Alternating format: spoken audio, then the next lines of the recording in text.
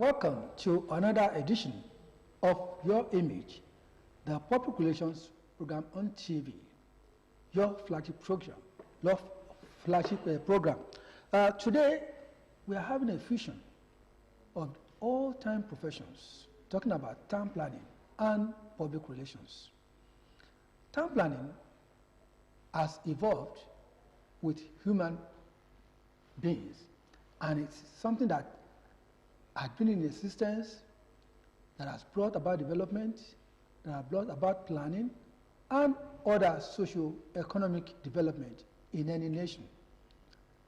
Today, I have intellectuals and I have professionals, town planners, who are on the set to discuss the topic, value of public relations to town planning management. Of course, in any settlement, you are bound to have structures, you are bound to have facilities, and you are bound to have a lot of things that can make living worthwhile. And according to Jane Jacobs, she said, designing a dream city is easy, but rebuilding a living one takes imagination. So I welcome town planner LUKMON LASISI. LUKMON LASISI is the Deputy Rector, Federal Polytechnic, ILARO, in charge of administration. You're welcome, sir. Thank you. It's nice having you. And also have the Chapter Chairman of the Nigerian Institute of Town Planning in Ogun State, talking about Pastor ADEFELA SOGBESAN. You're welcome, sir. Thank you. Good evening, viewers. Well, I just quoted Jane Jacobs, who said, designing a dream city is easy. However, rebuilding a living one takes imagination. I'd like to ask you, Mr. LASISI, how visionary is a town planner? Yes, thank you once again. And let me also say town planners must be visionary in their approach to issue, because that profession itself, the profession of town planning, is about projecting into the future. It's about considering what is in existence in any environment and project into the future as to what will likely to happen if you do one thing or the other to modify the existing situations. And I expand further. If you look at the quotation you have just given to us, it is very easy. If you want to plan a city afresh, any human environment that you want to plan afresh, it is very easy. Because you may likely not encounter serious obstacles. But if you are rebuilding an existing city or human settlement, because of the existence of so many structures, infrastructures, and all things already created by men, all those things, you cannot remove them all suddenly. All those things cannot be erased. You have to plan along with them. So that is why it requires a lot of... without displacement? Yes. Even if there is going to be displacement, without minimal, minimal disruption to human activities. Because in planning, if you want to toy with replanning an existing town or cities, we always want to avoid disorderly arrangement of things. There is no way you can plan without involving certain manipulation of things already put in place by man. But when you are doing it, you must do it with the conscious attempt at putting things right, but with minimal disruption to the existing structure. That is why if you are projecting to the future, you must want to see what you are likely to get at the end of the day that will be better than what you are having at present. So that is the visionary aspect of it. Thank you very much, sir.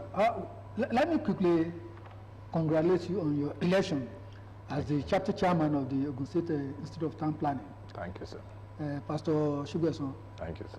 Well, we've been talking about distortions, displacements, when we are redesigning or when we are rebuilding a city or a society. Can you come up with your vision to engender a new strategy, particularly in steering the ship of town planning in Ogun State? Thank you, Mr. Moderator. Once again, good evening, viewers. As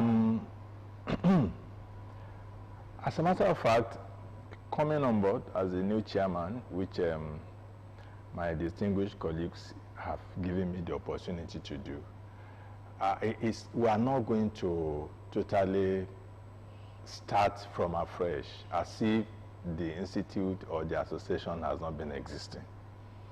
There are some things that were on ground because I was even part of the last administration that we will need to go through. But majorly, what this administration would like to do majorly is in the area of advocacy. We want more people to know about town planning. We want to change the conception or misconception that people have about our profession.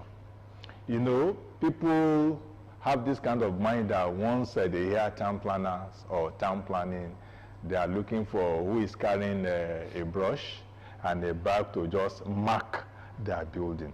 So we want to change those mindsets. We want to let people know that that's just one aspect of town planning. So this administration, we want to really, like I said, the word advocacy is one of the key words or the pillar of the administration, making people to know, making town planning to be more popular.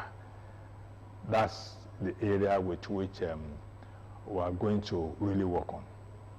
But how far can the advocacy help in giving the voice to citizens? Yes, thank God this program is about PR. This is what we have just started doing.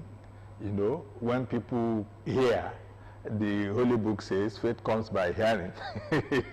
You know, so that's the intention. We want people to continue to hear, like we have the opportunity now. Town planning is about reordering. You understand me, sir? So, but before you can successfully reorder, because our people are used to certain ways of behavior, even though eventually they will still want to blame the town planners without knowing that they are the root cause of whatsoever disorganized society that we find ourselves. Yes. So that's why we really want to now begin to tell people about the implications of what they are doing. An example, sir. I was passing by on a certain road within Advocacy here, and I saw a new car wash opening up. That car wash person owner wants to make money. That's right. But then, the water and everything that will be used in that car wash was not channeled into a proper place that will go and discharge it into the right place. That water is coming back on the road. And the water, once it goes back on the road gets disintegrated. You know, so those are the enlightenment. That's why I use the word advocacy. We want to really, we will be going out, meeting people, educating them on the implications of what they are doing. That is the area that this administration is going to really focus on. Well, I really want to acknowledge that that would be a good area that you want to venture into. There have been a lot of discussions, particularly in Advocacy, you see trailers being washed by the main road. You see so many odd activities taking place, damaging the roads. Even the what we call drainages are being damaged, truncated, and the like. Between your town planning institution and Ministry of Environment, do we have a synergy where we can curb all these illegalities? Thank you, Mr. Moderator. Maybe I need to, first of all, make this distinction so that we can really know where the lines are. We are an institution that is comprised of planners in different areas. Like we have the academics, we have those that work with the government, that are the ones that make policies, and we have those of us that are outside, and we have those of us that are in some agencies. But they are still, there are members. So what we need to do, because when you mentioned that was, well, how do we relate that to the Ministry of now? What we do, we are taking our notes. Once we take that notes, we will pass it to the appropriate quarters. Our members are in those institutions, in those agencies that we believe should take actions on them. But apart from that, that is from the government side. That's those that are, government is the one that's supposed to regulate all those things. But apart from that, we even intend to make sure that we are forming out a program that we even go to those people that we are noticing that what they are doing is capable of destroying the environment, by enlightening them, making them to see that what they are doing is really wrong. So you can see that it's a two-way approach now. Not necessarily doing Ministry of Environment works. We will pass the information to them, but we will now go to the people, enlighten them. This is what they're supposed to do. This is what they are not supposed to do. Thank you very much. Sir, how do you change this top-down policy approach? You see, part of what the chairman has just said, the advocacy aspect of planning, is about a bottom-up approach. We are no longer talking down to the people. We are taking people along in our planning effort, because advocacy is an important aspect of planning itself. There is an aspect of planning that we call planning advocacy. So it's about enlightening the people. It's about projecting the interest of the people, because planning is largely seen as a public-oriented activity. So that's why a lot of people see it as a distant thing. They don't see planning as something that actually benefits the masses. So it is something that people see and as government see. But as professionals in that field, it is our responsibility to let the people know their right. That is what we call planning advocacy, and how the people themselves can treat the environment so that the environment can also be beneficial to them. So part of what we are doing now is to let the people know. It is, let me also tell you that it is not the illiterate people alone or the downtrodden people that don't see the importance of planning in most cases. Even the enlightened one, the elites, sometimes they disregard the planning activities as if it is not meant to even benefit them. Even particularly in new settlements. Yes. So some people, when you even tell them to go for planning permit before they embark on, they think it's a waste of time. They think it's a waste of money. So they rather spend money on the physical development project rather than taking the very first thing that is supposed to do. Taking planning permission is supposed to be the first thing. And as for the synergy that we are talking about with the Ministry of Environment, it is not only with the Ministry of Environment. All of us in the built environment, we need to synergize to make sure that we create an environment that is conducive for all of us. So whether you are in housing, developing aspect, whether you are in the environment, whether you are in the transportation sector, planning is all embracing. Planning should be embraced by all to create that city that we all love to see. I would really like to ask you again. When you look at the master plan in any setting, why is it that town planners or government, so to say, but because town planners are also part of government. Yes. Why is it that? In most cases.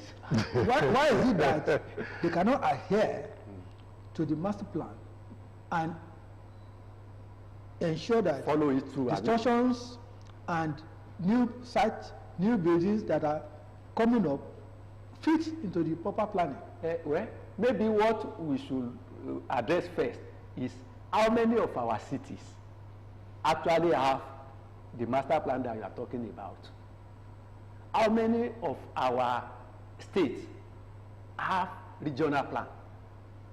How many of our small settlements have plans as basic as even structure plan or even a layout plan? Or local plan. We are still in the mode of stressing the need for it to our government, that we need to develop plans. It is only when you have those plans in place, all those master plans that you are talking about, that you can say you want to enforce it, you want to align your development to go along with the plan. But how many of those? So that is the starting point. Let us employ our government at all levels, from the local to the state to the federal. There are different layers of plans that are supposed to have been prepared, but we are not doing that.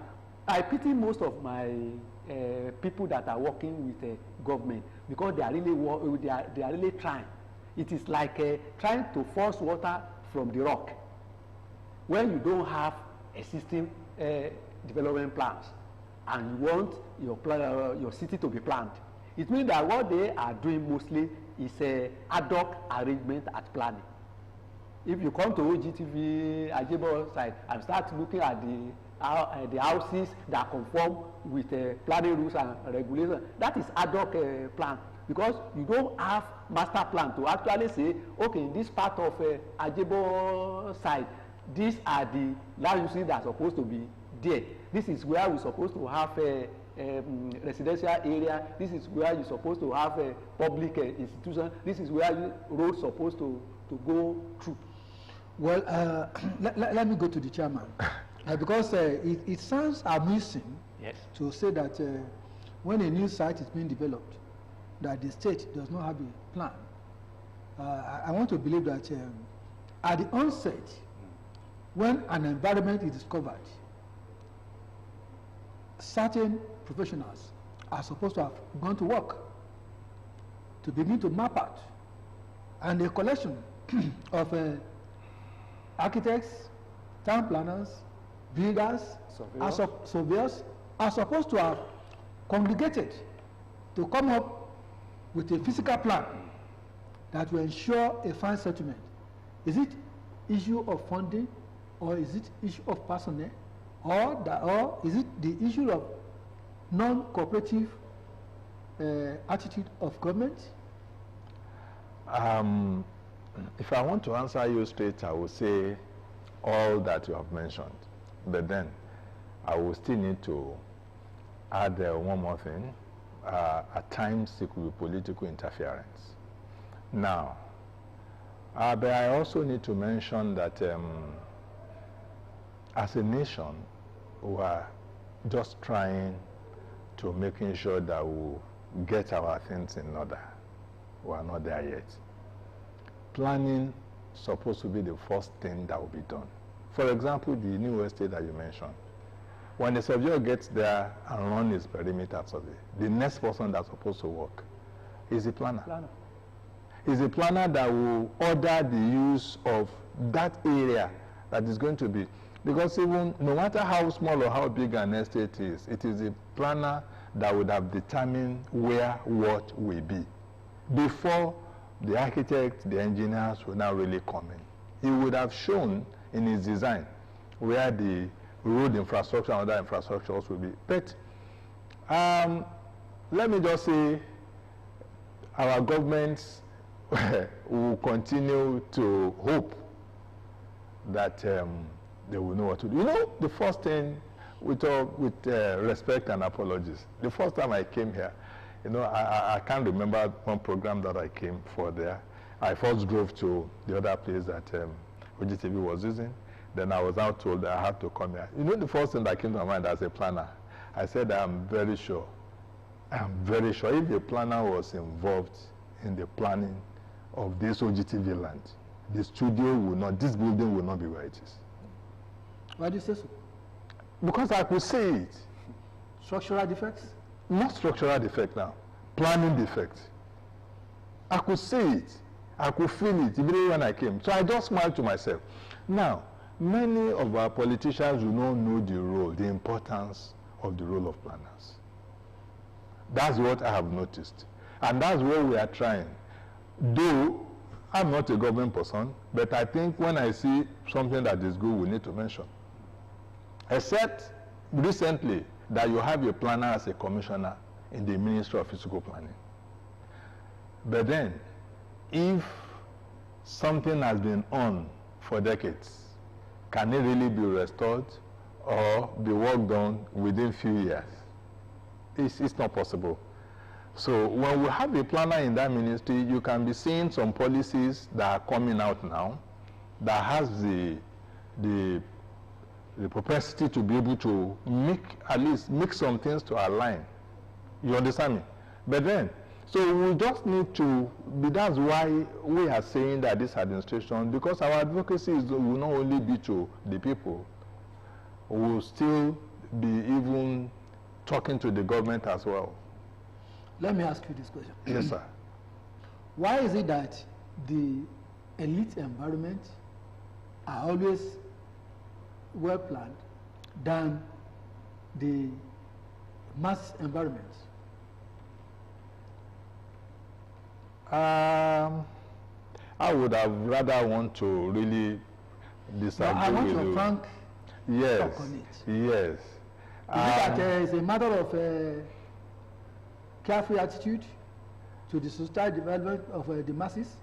Even the elite environment that you say is well planned, as far as I'm concerned, from the technical point of view, you will see our elites, they have distorted most of those areas you said they are well planned. Ibarra GRA is a good example. We know how Ibarra GRA was 20 years ago. We know how it is now. Can we still say that it's well planned? But to answer your question, a lot of our people that are not elites, yes, there are so many things they do not really know that they need to be told. Number one. Then number two, don't forget we do not have access to mortgage facilities here. So our people, they are struggling to get money. So they just, if a little money just gets to their hand, the thing that they are looking at is how can I quickly put this in and get a structure. That's not an excuse for them, but that is one of the things, and that's what we want to correct. We will continue on that note next week, when we are going to look into the issue of adequate funding, the issue of technology, and some other areas that can grow town planning system in Nigeria, particularly in Ogun State. Viewers, this is how far we can go on this edition. Come next week, same Thursday, we'll still be looking at value of public relations to town planning management. We desire a sane environment. We desire a well-planned society where everyone will live in peace with all hygienic conditions made possible. It is on that note that I really want to thank the chairman of the Nigerian Institute of Town Planning, Ogun State chapter, Pastor ADEFELA SOGBESAN. Thank you, sir. You are welcome, sir. Thank you, and sir. Congratulations once again. Thank you, sir. Mr. LUKMON LASISI, it's nice having you. Mr. LUKMON LASISI is the Deputy Rector, Administration, Federal Polytechnic, ILARO, also a town planner. You're welcome, sir. Thank you. Until next week, when we meet again, I am AKIN OKUDERO, your uncle. Stay blessed.